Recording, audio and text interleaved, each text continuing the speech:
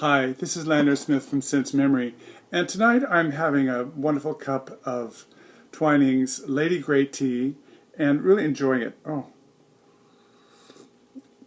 it's really a beautiful black tea with just a touch of citrus in it. Anyway, tonight I was watching some of our wonderful fragrance reviewers on YouTube, and I was tagged by the wonderful and beautiful Krista from Juice Fragrance blog, and her tag is called My First Perfume. So the idea is to tell your story about the first perfume you ever wore and maybe some memories of some early ones that you wore.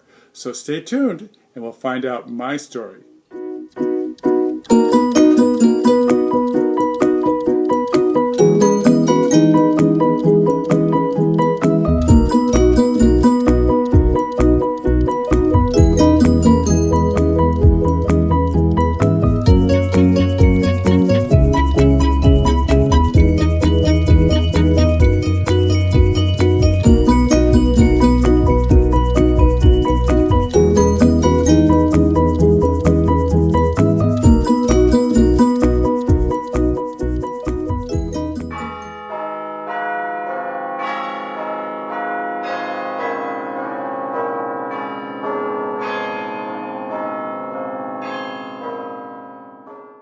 So my story about the first perfume I ever wore goes way back to the fall of 1964. I was in junior high school in the 8th grade in a new town, and I was riding the bus to school every morning, and there were two girls who had crushes on me, and I would not pay any attention to them. I wasn't interested in girls. I wasn't interested in anybody at that time. I just was interested in the movies and reading and my fantasy world that I surrounded myself with, and what Elizabeth Taylor and Richard Burton were going to be up to next in the movies. That was my life at the age of 14. So these two girls became very frustrated because I would pay no attention to them. So they got the brilliant idea of one day playing a practical joke on me that I would never forget.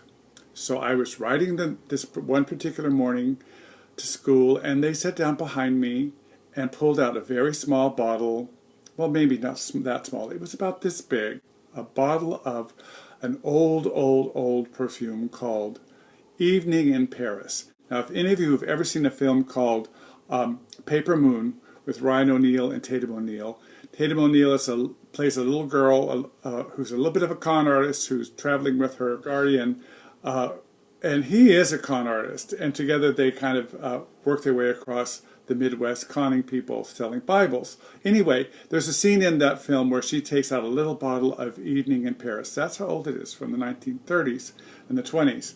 This film takes place in the 30s, and she takes out this little bottle and she puts it on, and she smells herself, and she just thinks she smells so wonderful. And then the next scene is the next day in the car, and she's riding in the car with him, and he's like, and he rolls down the windows, and she's just riding along thinking she just smells so wonderful. Well, Evening in Paris is pretty strong. So these two girls took this bottle of Evening in Paris, and they poured it on top of my head. And before I knew what was happening, I was drenched in this perfume, and I had to go to school. So I went to the principal's office and asked if I could be sent home to take a shower and change my clothes, and he said, "No, Mr. Smith, I think this would be a good object lesson for you on how to get through a difficult situation. You can't go home."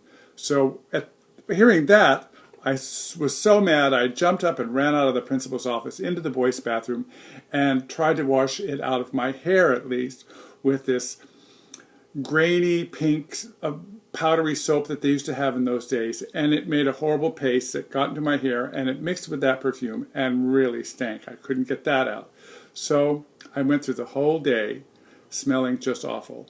And for that year, I got the nickname, thanks to these two wonderful girls who later became good friends in high school. I got the nickname of Stinky. So that was my first story, my first experience with perfume. Later on in high school, I was gifted by aunts and uncles and my mother and father two particular fragrances I really remember. One was English leather, and the other one was British sterling. And I love those. I used to wear them all the time. The first perfume I bought for myself was when I was in college. And this was the fall of 1971. And I came down from Humboldt State down here to the Bay Area and was visiting friends in Berkeley. And in those days, Chanel, for a very short time, decided to sell their fragrances in drugstores. So I went into a drugstore in Berkeley and saw this little bottle of Pour Monsieur. So I have a bottle of it that I got last Christmas, but Pour Monsieur, I'll tell you, this fragrance was pretty spectacular and still is, and I tried this perfume, and this was in the days when everybody in college was wearing patchouli oil, and they were all hippies. I was one too, though I was a hippie with taste. And I bought this bottle. Now, that my decision was, it was not this big bottle, it was a very small bottle, about this big, maybe... I don't know how much would be in a bottle that big, but it was very small. And that was sold in those days for around $25. Well, for a student in the early 70s, $25 was a lot of money. It would be more like $80 or $90 today, what you could buy with that amount of money. So I had to make the decision on whether to eat or have that bottle of fragrance. I bought the fragrance. And I ate peanut butter sandwiches for about 2 weeks. But I smelled wonderful. And I remember all the kids at school, they would smell me and they go, "What is that? You smell so wonderful." And I go, "It's Chanel." And of course, their eyes widened and I got the reputation of being quite sophisticated amongst all the patchouli smelling, pot smoking kids at school. So there's my story. Cheers. Oh, and remember, wear what you love and not what they say you should like. Cheers.